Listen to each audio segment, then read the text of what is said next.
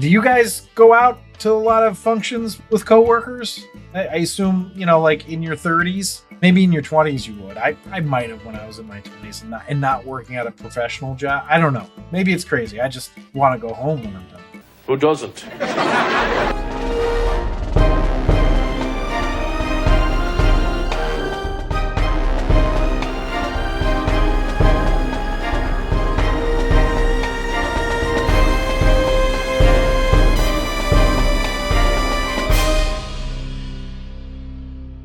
Welcome back to another episode of The Rank. I'm John, and today we're going to be ranking the next episode of the Mindy Project. Now, if you're enjoying these episodes, or if you're just a fan of the Mindy Project and enjoy consuming content about it, please subscribe and or follow, like the episode, comment, email your questions, concerns, suggestions, whatever. Please also consider becoming a patron on our Patreon site at patreon.com/TheRankPodcast. Now, today we're ranking the third episode of the second season of the Mindy Project titled Music Festival, which is written by Matt Warburton and directed by Michael Weaver. Just so you know, there are going to be spoilers ahead because this show's been around for a while. You can stream it on Hulu. I feel like it'd be weird if you were watching this going, la, la, la, la. I mean, why? Anyway, so as I continue my goal to find what is the best sitcom of all time by watching/rewatching and ranking all the episodes, let's dive into this episode of the Mindy Project, starting with the Potent Notables. The third episode of the second season aired Tuesday, October 1st, 2013. The Mindy Project went from a 1.9 to a 1.8 rating and had the exact same amount of viewers as it did last week, which was 2.9 million. Once again, it was the least watched of Fox's Tuesday lineup. That's not good. But it only lost 900,000 from its lead-in New Girl instead of the 1.2 million it lost last week, so I guess that's progress. So this episode happened to be Adam Pally's first episode on the Mindy Project. So let's talk a little bit about Adam. Now, I hadn't heard of Adam before he played the role on the Mindy Project, but apparently he was on a show called Happy Endings. It was actually canceled in 2013, and this was his next role. Now, before these roles, though, he was becoming fairly well known in LA for improv comedy. I looked him up a little bit, and it turns out he moved around a lot when he was a kid, and his parents were in a band called Pally and Pal, and they toured the Catskills, which probably doesn't mean much to most of you out there. No, it does not. But I grew up near the Catskills, and I just find that kind of hilarious and fascinating. That's how his parents made money, by touring the Catskills in their band, Pally and Pal. So if we have any listeners that have heard of this band, you got to comment. Let me know. Was this music any good? What kind of music did they play? I'm very curious. Anyway, Adam ended up enrolling at the University of Arizona and then transferred to the new school after that and to pursue the arts, basically. And so that's how he started out. But to get on to Mindy, he actually didn't have to audition. He was a little friendly with Ike and Mindy, and he had seen Chris Messina in New York. Now, lucky him. Also, Happy Endings got canceled on a Tuesday, and he got the offer for the Mindy Project that Friday. So, not too shabby. Yeah, not too shabby at all. I'm sure he was like, man, I'm out of work. And then, 3 days later, he's got a recurring role. Good for him. Well, those are the Potent Notables. Let's get to the episode overview. So, Casey has come back to his church in New York, Casey being Mindy's boyfriend, in case you haven't been following along, and he makes a grand entrance, as Casey is wont to do. He shows off his new fiance, Mindy, and then makes an announcement. A little funny bit here in that he's like, I got engaged to my fiance, and he goes to say, Mindy, stand up, but she's already standing, because of course she is. Anyway, he's decided to leave the ministry to pursue his dream of becoming a DJ. Now, this sets up the rest of the episode, as Mindy is clearly perturbed by this announcement. I have to say, I get it, Mindy. This would not be welcome news after just dealing with being in Haiti and long distance with him in Haiti. That's tough. I actually really liked the turn of events.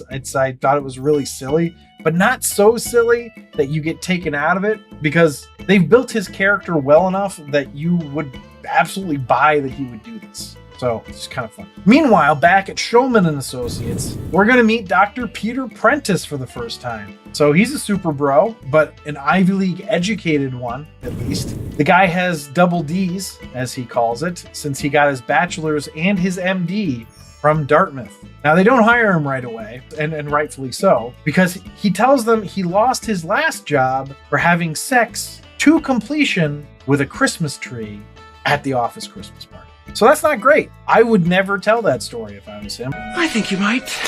You know, I guess honesty is good too. So things are looking up on the home front for Casey and Mindy as he books a DJ gig. He gets his first gig, and actually really quickly. I would imagine it takes a lot longer to get a DJ gig, but he gets one in like 6 weeks apparently, or some time frame like that. And it's at a music festival in upstate New York. So it just so happens that one of Danny's favorite bands, The National, is playing at this festival. So Danny's going as well. So that means that Dr. Reed and Tamara are left alone to handle both of Mindy and Danny's patients. Also, Morgan is going to the festival because of course he is. And then Betsy and Beverly go for some reason as well. It's not really explained. It doesn't really matter if they go, so what? But it's a little weird. I mean, do you guys go out to a lot of functions with coworkers? I assume, you know, like in your 30s, maybe in your 20s you would. I might have when I was in my 20s and not working at a professional job. I don't know. Maybe it's crazy. I just want to go home when I'm done. Who doesn't? So naturally, both Danny and Mindy have a patient that goes into labor, leaving Dr. Reed in a really unfortunate position of having a double delivery. So re-enter Peter Prentice, who helps deliver one of the babies and then comes in and helps Dr. Reed in his delivery room as well. And this is how Peter Prentice ends up getting hired. The Peter Prentice arc on the Mindy Project has officially begun. Now, back at the music festival, though, Mindy, Danny end up helping in the medical tent, and Casey and Minnie have like a mini fight. Morgan breaks his butt after a stoned cannonball into the grass that he thought was a pool, I guess. And then Danny convinces Mindy to go to Casey's show, which she wasn't going to do. She wasn't going to go see his set because they had their little fight, which I was like, that's kind of lame. And I was like, this feels like something you wouldn't need to get advice to do. Because it just, you know, of course you should go. You know, whatever. So Casey's set goes great. She's on board with him being a DJ now. This is great. But when she goes backstage to see him, he has had an epiphany. And his epiphany is that he realizes that he wasn't present with the crowd because he was thinking about all the things that the event didn't do. So he wants to become an event. That's his new dream job. So this precipitates a plan to go to Austin to get a master's in that field, and Mindy has had enough. Essentially, they break up. It felt like I led up to that pretty quickly. Like, okay, so he does this, and then they're breaking up. Well, that's how it happens in the show. It feels a little quick. I feel like they could have gone at least another episode here, like dug a little deeper, but I get it. It's time for Casey to go. Farewell, Casey. You were an enjoyable character. I have a sneaking suspicion we might see him again in another episode. We'll see. But that's pretty much the whole episode, so let's see how this episode ended up ranking. A rank. The rank is where I rank the episode based on 5 categories: story, acting, dialogue, episode coherence, and character relatability. I rank it on a scale of 1 to 5, 1 being the worst, 5 being the best. And then I add a laugh counter at the end, which is where I tally the amount of times the episode made me laugh. So 1 point per laugh out loud that will be added to the cumulative ranking. So the first category is story, which I gave a 4.5. Casey quits the ministry to pursue his new dream of becoming a DJ, and Mindy and Danny leave Jeremy by himself to handle the practice. Those are the A and B stories. It's a really good sitcom story, you know? It doesn't need to be this really big convoluted thing to be a good sitcom story, and they do it well here. So the next category is acting, which is I gave a 4.25. The acting was really good and fun. Anders Holm and Mindy are excellent in this episode. I like Chris Messina. Ike Barinholtz is still very caricature-y, but not terrible. That's just who Morgan is. Anyway, yeah, everyone was really good. So let's go to dialogue, which I gave a 4. So not quite as funny as I've come to expect, but still really good. A lot of clever quips, but they've really been focusing more on story lately in the past few episodes and less on laughs. So I think for that reason, dialogue is going to be at 4 instead of any higher. So let's go to the next category, which is episode coherence, which I gave a 3.5. So the coherence was good and all, but the end kind of wrecked it a little bit. It just felt like they had decided they were done with Casey's story arc, but it was faster than they were expecting, so they came up with something real quick. It just didn't quite work. The rest of the episode's coherence was really good. So there you go. That's my 3.5. So character relatability is the next category. I gave that a 4.25. Again, this was another score that was higher until the end. The breakup took it down a bit because it just felt too, I don't know, whiny. Really, you couldn't have stuck it out in a long distance relationship for a little bit or had more of a discussion about it. It just seems like they could have done at least one more episode building off of this to make it more believable. You know, it just felt like they had one argument about him being a DJ, and that wasn't even an argument. And then they had started a discussion about him wanting to be an event planner, and he's just like, "Are you breaking up with me?" And she hadn't even said anything like that, and I was just like, and then they did. I don't know. It just felt like a little rushed. Anyway, let's go to the laugh counter. I had 12 laugh out louds for this one, which is not bad. That puts the grand total of the episode up to 32.5. That puts it in the I'd watch it again tier.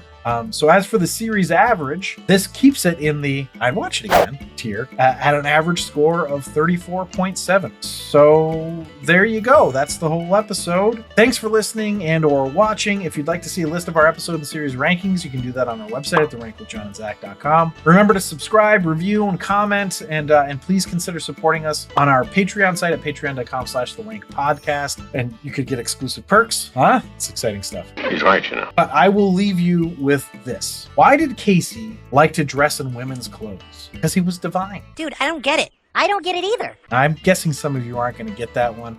That's okay. Look up divine. You'll understand.